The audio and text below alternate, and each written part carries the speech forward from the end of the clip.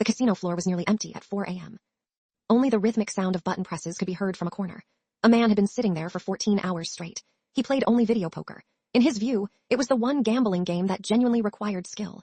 As long as he followed the optimal betting strategy, the casino's edge could be reduced to almost zero. But almost zero is not zero. Over millions of hands, mathematical probability would eventually empty your wallet. The man, named Kane, had an entire betting system and followed perfect strategy with strict discipline. Yet he still lost more often than he won. Every day he spent 16 hours in front of the machines, hand after hand, convinced that the jackpot was just one game away. After finishing his 7th Coke, he started another round. He was dealt 3 jacks. After drawing new cards, he got a 4th jack, a small but reliable win. As usual, he glanced at the payout amount and suddenly froze. The number on the screen didn't match his bet. He had wagered only $1.25, yet the machine paid him $1,250, $10 times what he should have received. Kane wasn't excited. Instead, he stared at the screen. Years of gambling losses had trained his eyes to search for details. He continued playing for another 2 hours, but the abnormal payout never appeared again. 4 nights later, he returned to the same machine. He ordered the same Coke and played for 8 straight hours. Everything seemed normal. Then, during the 9th hour, it happened again. A small win was multiplied tenfold. After seeing it occur 3 separate times, Kane knew it couldn't be a coincidence. He immediately pulled out his phone and called his friend, Nestor. The conversation was brief. "Book a flight and get here immediately." Nestor asked no questions. He booked a flight that night and arrived in Las Vegas the next morning. Kane led him to a video poker terminal against a wall. He demonstrated the process. Play in triple-double bonus mode with a minimum bet. Win a hand. Do not cash out. Switch to a different game. Play a few rounds.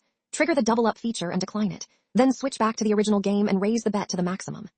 Suddenly, the hand won with a $1.25 wager was paid as though it had been won with the maximum bet. A payout worth $20 instantly became $2,000. Nestor watched silently. Then he repeated the entire process himself. He hit the jackpot too. For the next 3 hours, the 2 men recorded every detail, button sequences, game modes, bet sizes, and the timing between actions. Nestor filled pages with numbers and arrows. Eventually, he found the answer. The machine temporarily stored winning hands in a memory buffer. When players switched games, the payout tables changed, but the stored winning hand remained in memory. The double-up feature called upon that saved hand. When calculating payouts, the software used the new payout table instead of the original one associated with the small wager. The software designers had assumed no player would ever switch between games, trigger random features, adjust betting amounts, and complete a bizarre 37-step sequence of actions. No testing team had ever examined such a scenario. They believed no ordinary player would ever play that way. That same night, Kane and Nestor tested 3 more video poker terminals. Every machine produced the same result. By 11 p.m., they had won $8,400. They immediately formed a partnership and established 3 rules. Take only small withdrawals. Keep moving from place to place. Never tell anyone. The next morning, they created a full operational plan. Las Vegas contained 23 casinos with vulnerable terminals. Each casino had between 12 and 47 affected machines. They calculated the optimal extraction amount, $2,000 per machine. Changed casinos every 3 days. Never touched the same machine twice within a week. They were extremely careful. They rotated machines, switched positions, staggered arrival times, and repeatedly turned tiny investments into large profits. As the money accumulated, casinos began noticing. Kane's name appeared in internal reports at 3 casinos. No player should have been winning that often. Yet surveillance footage showed nothing suspicious. There was no evidence of illegal activity. Meanwhile, Kane and Nestor expanded. Wherever video poker terminals existed, so did the flaw. By early June, their profits exceeded $500,000. But sharing hardship is easier than sharing success. Greed eventually surfaced. Kane argued that he deserved 60% because he discovered the bug. Nestor argued that without his programming knowledge, Kane would still be staring at a screen without understanding what he had found. It was Nestor who built the complete system that made the exploit repeatable. Their disagreement grew into conflict. Eventually, they parted ways. Afterward, Kane began ignoring the rules they had created. On one machine, he triggered 5 jackpot payouts in less than an hour.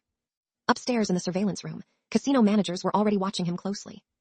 A supervisor called security. 2 guards approached from either side and gently tapped his shoulder. Kane stood without saying a word. He had $27,000 in cash in his pocket, and another $1,200 remained on the screen. The machine, identified as Terminal 50,102, was immediately wrapped in yellow caution tape and removed from the casino floor.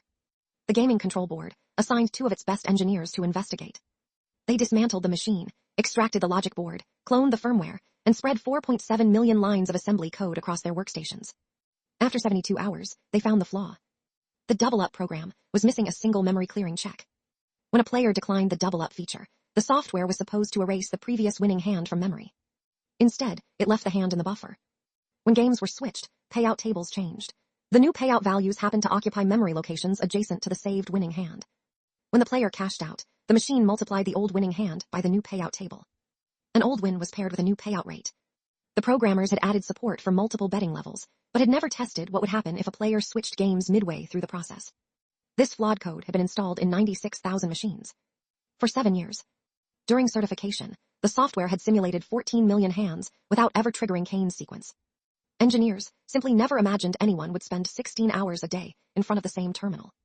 In January 2011, Kane and Nestor were charged with conspiracy to commit computer fraud and unauthorized access to a protected computer. They sat together at the defense table. The prosecution's argument was simple. The gambling machine contained a computer, and Kane and Nestor had used it in a manner beyond its intended purpose. Defense attorney Becker did not argue that his clients were innocent. Instead, he argued that their actions did not constitute a crime. He challenged prosecutors to identify a single action they performed that was not described in the manufacturer's user manual. He produced the manual and demonstrated that switching games, using the double-up feature, and adjusting betting amounts were all authorized functions. They had not hacked passwords. They had not modified code. The prosecutor responded that the complete sequence required specialized internal knowledge, and that no normal player would possess such information. It was equivalent, he argued, to learning the combination of a safe. Becker's reply struck hard. If someone places a safe in a public area, hands out brochures containing the combination, and invites people to try their luck, you cannot call them thieves for opening it. The judge then asked the question that would decide everything. If a flaw exists because of the manufacturer's own mistake, is exploiting it necessarily a crime? Weeks later, the ruling arrived. Pressing buttons in an unexpected order did not constitute unauthorized access. The defect existed in the software, not in the players. The computer fraud charge was dismissed. Without that charge, the remaining fraud allegations collapsed as well. Kane and Nestor never lied. They inserted legitimate money. They pressed documented buttons. They accepted money, calculated, and dispensed by the machine itself. The case was permanently dismissed.